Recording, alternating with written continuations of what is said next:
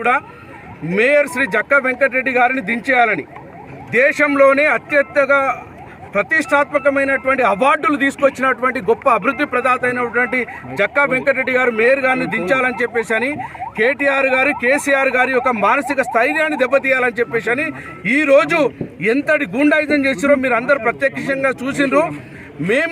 మేమందరం కూడా మేయర్ గారికి మద్దతుగా వారి యొక్క విశ్వాసాన్ని మేము ఒక బలపరుస్తూ వారి యొక్క అభివృద్ధిని కాంక్షిస్తూ మేమందరం కూడా వారికి మద్దతు తెలుపుతూ ఉంటే సూర్యాపేట నుంచి వెళ్ళి మేము ఔటర్ రింగ్ రోడ్కి వస్తూ ఉంటే మా మీద దాదాపు ఒక 50 కార్లు వేసుకొని కొంతమంది గూండాలను వెంబడేసుకొని మమ్మల్ని అటాక్ చేయడం జరిగింది.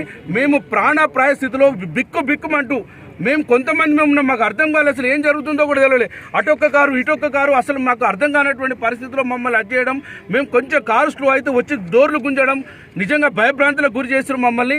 ఇది రేవంత్ రెడ్డి గారికి తగునా? ఇలాంటి గూండాయిజానే మీరు ప్రోత్సహిస్తున్నారా ఈ రాష్ట్రంలో అని చెప్పేసి మేము ప్రశ్నిస్తూ ఉన్నాం. అలాగే ఈ విషయాన్ని తెలుసుకున్నటువంటి పీర్జాద్గూడ నగర ప్రజలందరూ కూడా ఒక్కసారి దయచేసి వెనుకకు చూడొచ్చు. వేల మంది ప్రజలు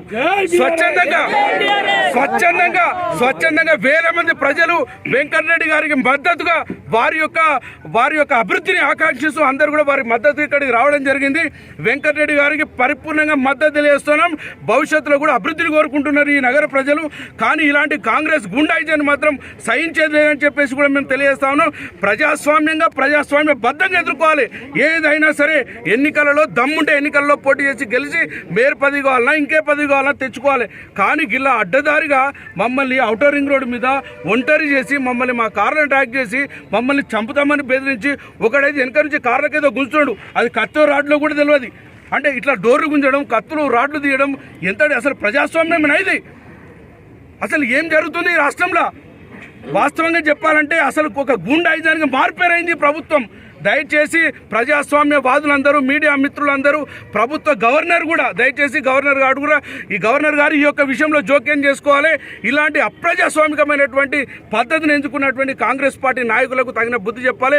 వారందరి మీద కేసులు పెట్టి వెంటనే అరెస్ట్ చేసి వాళ్ళని జైల్లో పెట్టాలి.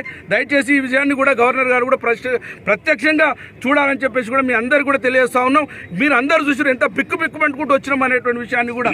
అసలు చనిపోతామా, ఔటర్ రింగ్ మేము ఉంటామా, ఇంటికి చేరుతామా అనేటువంటి బాధలో ఉన్నాం.